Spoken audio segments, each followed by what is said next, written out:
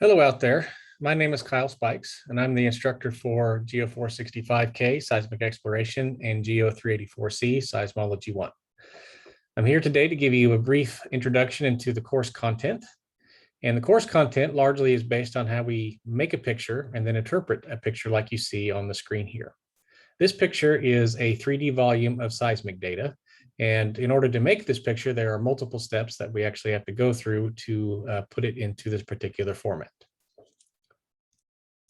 So a picture like this is not an optical picture like we would see from an outcrop, for example, but rather it's an acoustic or an elastic picture. So when we look at an acoustic or elastic picture, we're not looking at the rocks directly, but we're typically looking at the interfaces in between different rock layers. Now, to first understand how we put these pictures together, we need to understand basic elasticity and how waves propagate in the subsurface. This short clip is generated by a computer, and it just shows how seismic waves actually propagate in the subsurface of the Earth. Another topic that we'll spend a lot of time on is looking at real seismograms.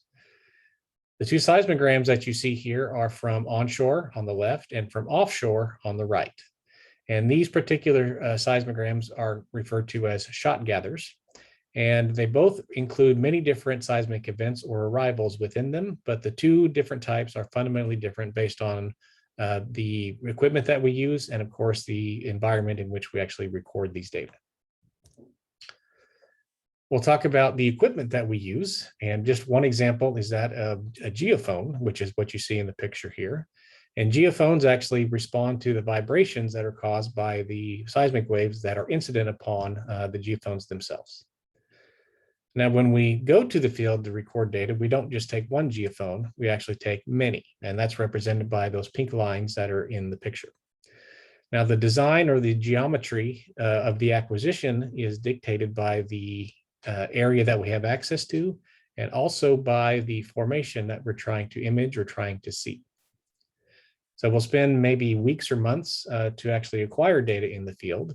And when we do acquire data in the field, we typically on these days acquire terabytes of data. Now, once we have all of this data, we need to process it. And the processing workflow includes many different steps.